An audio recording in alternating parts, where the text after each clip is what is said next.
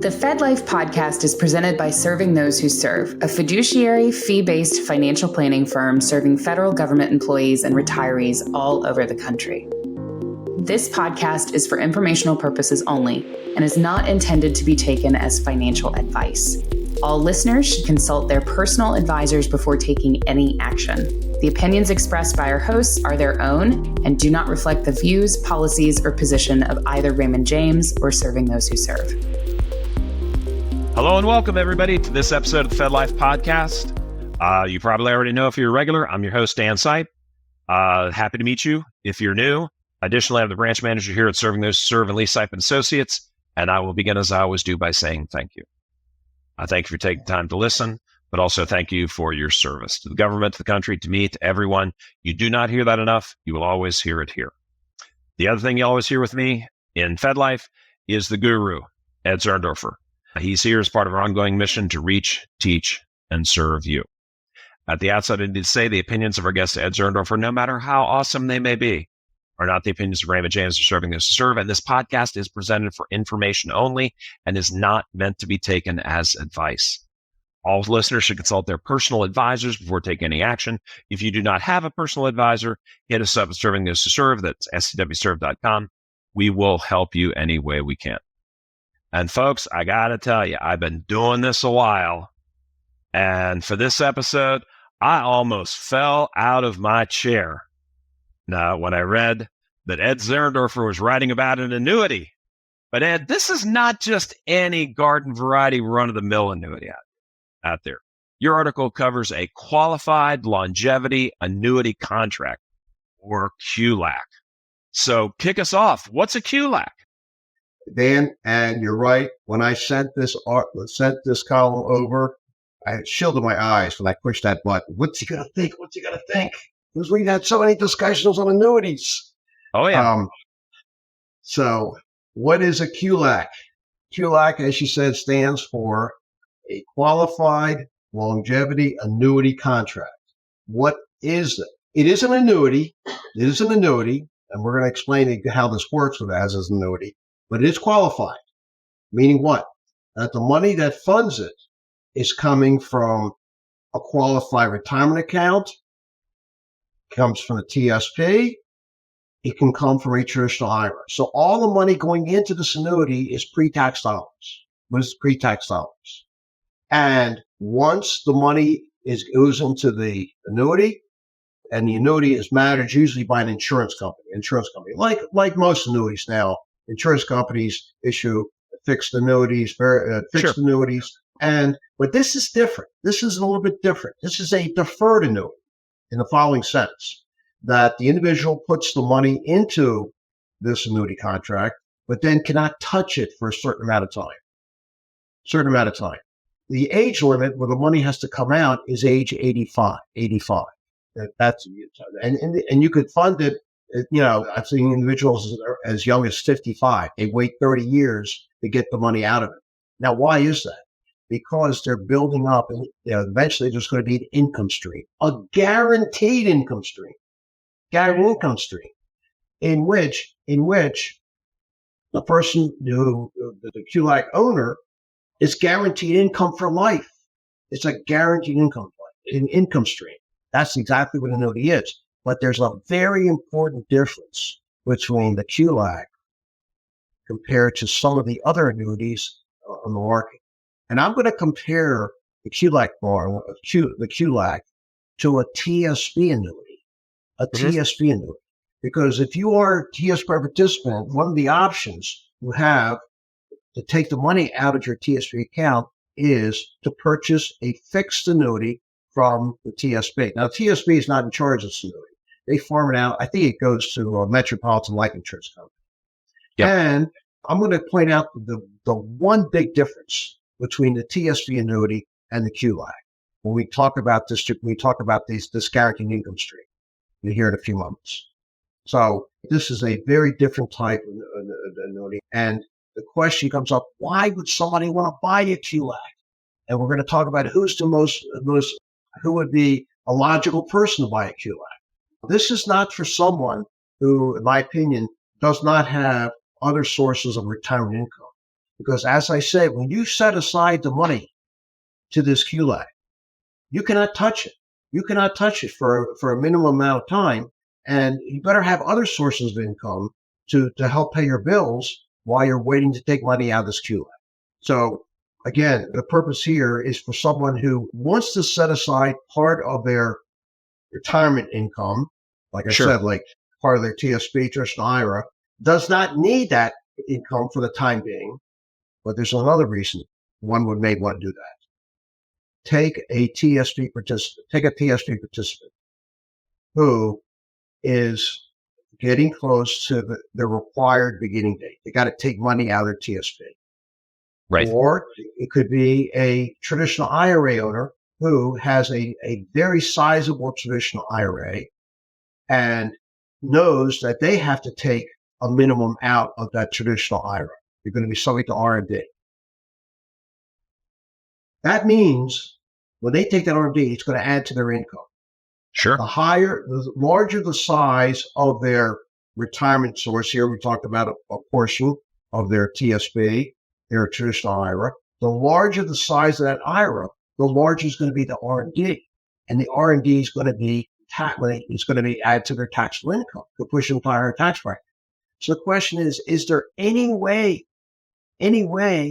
they could maybe decrease the size of their RMD? Well, one way is take the money out of the TSP. Take it out. Sure. But you're going to pay tax on that. You got to decrease your balance. Take the money out of your traditional IRA. Well, there is one way. There is one way. That is the money that goes from the traditional TSP to a QLAC, traditional IRA goes to QLAC. That money will not be subject to RMD. That money will not be subject to RMD while it sits in the QLAC. That will decrease the balance in the traditional TSP, the balance in the traditional IRA. Therefore, the RMD will be lower for the time that the money that was sent to the QLAC resides in the QLAC. Again, we said they're no longer than age 85. And in the column, I had an example. In the column, I'd like to share that example. Someone did that. Yeah, please do. Right here. Okay. And we have the example of Frank. He's 75 years old. He's past his required beginning date of 70.5. He has a traditional IRA. So maybe Frank retired from federal service and he transferred all of his traditional TSP, traditional IRA. I'm just giving a scenario here. He's 75 years old.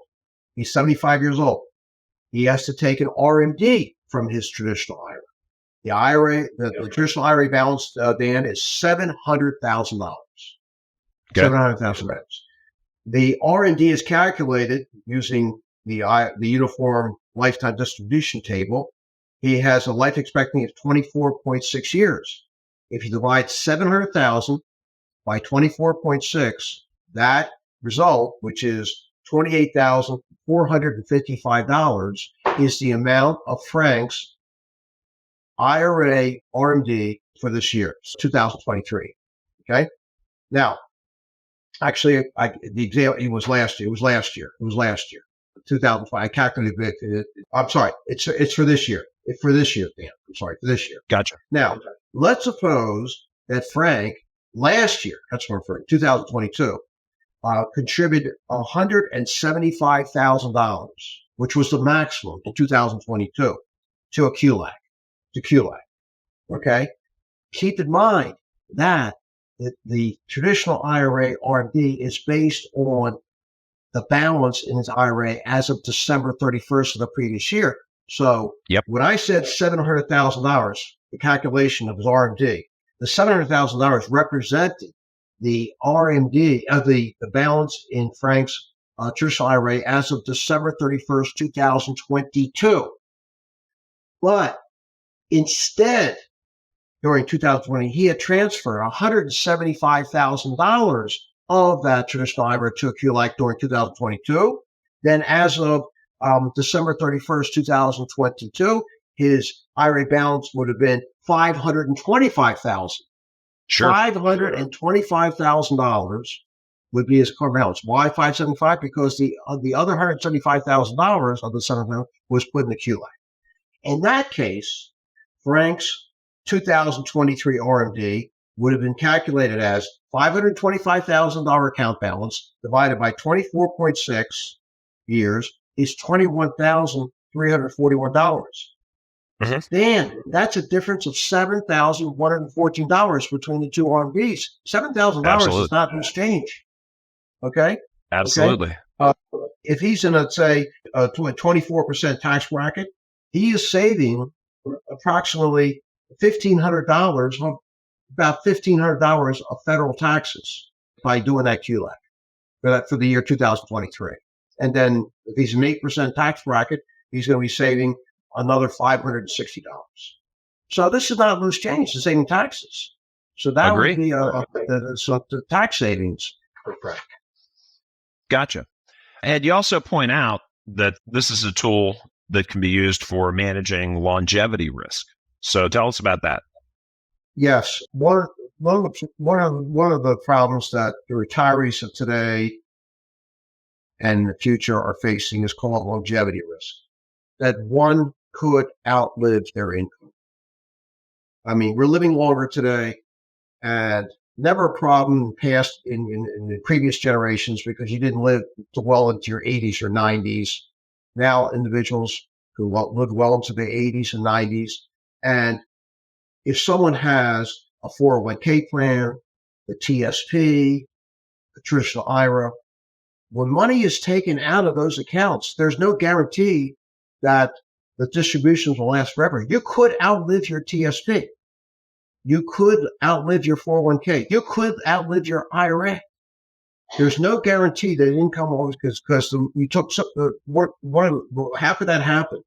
An individual took so much money out of the account each year, and what's left in the account is not growing at a sufficient rate to result in the person having the account last forever. Remember, whatever comes out is out. But whatever's left in your tax deferred account is going to grow tax deferred. The earnings, it's going to keep growing. Sure. So you got to keep in mind. Well, with an annuity, that's not going to happen because you're always guaranteed to get an income stream. So when money comes out of a QLAC, and that will be no later than starting at age 85, there's going to be a guaranteed income stream. And I think I have an example. I have another example about that, how that works. So let me just run to this example to help our listeners understand. So we have someone named Doris. Doris is age 65. She's a federal annuitant. Okay. And she took $200,000 from her traditional TSP and rolled it to a traditional IRA. And then she decided, well, this traditional IRA is good, but I know that there's no guarantee with the traditional IRA, like my TSP, it's going to last forever. So she decides, she takes the $200,000 and purchases a QLAC from an insurance company.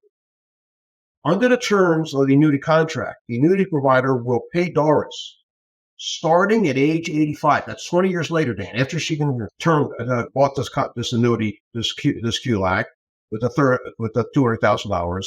That's starting at age 85. She's going to get $134,000 a year. $134 a year. Let's say Doris lives to age 100. In 15 years, she will receive a total of $2,010,000. And it's guaranteed income, Dan. Gotcha. Now, one of the things, Dan, that I worry about annuities, I put up the antennas, is that with a regular annuity issued by an insurance company, for that matter, the TSP annuity, the good news is you're guaranteed an income stream. If you purchase what's called a life-only annuity, that means the annuity, once it starts pays out, will only pay out over your life. You're going to get a guaranteed income stream, the same amount for the rest of your life, no matter how long you live. The question is, what happens when the annuity owner dies? Good question, Ed. What happens? Any money left in that annuity, the insurance company keeps it. And that is true, by the way, That's not good. with the TSP I don't annuity. like that. I'm sure you don't. I don't like it. I'm sure that's true with the TSP. That's true when someone decides, when a TSP participant decides they want to purchase the TSP life-only annuity. That will pay the maximum monthly payment, guaranteed, no matter what happens to the stock market or the bond market. Metropolitan Life Insurance Company guarantees that income. But if that annuity owner dies, if that TSP owner dies, any money left in that annuity, Metropolitan Life Insurance Company keeps it. Now, is there a way around that for a TSP? Yeah, you could get what's called a cash refund option, in which any money left in that annuity will go to a named beneficiary. The problem is that will result in lower monthly payments. Here's the bottom line. The more bells and whistles you add to a TSP annuity, and many of these insurance company annuities, who offer annuities, that the more bells and whistles you add to them, like cost of living adjustments, like you want to name a joint annuitant, that have a joint and survivor annuitant, the less monthly payments you're going to get. Sure. With the QLAC, it's one amount. And here's the most important thing. If, in this case here, Doris dies, she's getting this $134,000 annuity. If Doris wants to name her husband as a survivor annuitant, she can, and he'll take over the $134,000. And then when he dies, it's all over. This is very important because, believe me, when I talk to clients, they say, gee, they come to our tax season. I got this offer about this annuity. Well, do you know all the ins and outs of it? No, don't buy it. Because I'll tell you, one of the downsides is they're going to promise you this tremendous income stream. But boy, you've got to ask the question, this is great for me. What happens when I die? How about my family? Anything out of this? Well, with the QLAC, the answer is yes. Gotcha. And in your article, you talk about the types of folks who might benefit from QLACs. Obviously, if you're sitting here and both of your parents died at age 100, that's groups to think about it, correct? Yeah, but I say one thing about who would be an ideal candidate for a QLAC. Someone who doesn't need their RMD money. Right. You got a huge TSP account. You have a sizable IRA, and you really don't need the RMD. You have to take money out of once you reach your required beginning. You have to take out your RMD. But again, the idea being you really don't need the money. You have other income. Give an example. Suppose you have a CSRS annuitant who's getting a huge CSRS annuity. Someone, you're talking about $150,000 to $200,000 a year. And they have a huge brokerage account. They have they're getting Social Security. They have other sources of income. And maybe they have a spouse who also has a guaranteed pension or has a sizable 401k plan. They certainly don't need the RMD money to help pay their expenses. That might be an ideal candidate to put money into a QLAC. Okay. Sure. No, I agree with you completely there, Ed. It's really interesting, but you never fail to cap off an article great, because in this particular case, you talk about, I'm going to really enjoy saying this, the tax trifecta of combining QLACs with Roth conversions and QCDs, qualified charitable distributions. So tell us about how all those might work together. Yes. Tax trifecta. It's fun to say. It's called a trifecta. The RMD trifecta. Right. I should say the minimize, even to extent eliminate the traditional account, a traditional retirement account, traditional IRA, RMDs. The idea is this, and we've talked about this, that when you reach your required beginning date, you got to take out an RMD from a qualified retirement plan, like a 401k plan, 403b plan, 457 plan. The traditional TSP used to be, starting next year, it will not include the Roth TSP. So we're just going to say traditional TSP. Your traditional TSP is subject to RMD and a traditional IRA. So is there a strategy out there that maybe could, let's say, avoid having to take RMDs? And the answer is yes. And I was thinking about this. How could this be done? Combining a QLAC. We talked about the fact that when that money is set aside to the QLAC, that money is not going to be subject to RMD. It's not going to be subject to RMD. And then when you reach that age 85, they're going to start paying out, and that the money from the QLAC, the insurance company, and that more than satisfies any type of RMD from the QLAC. Sure. Okay. With the Roth IRA conversions, if someone, before he or she reaches the required beginning date, start converting their traditional accounts to Roth IRAs, start converting.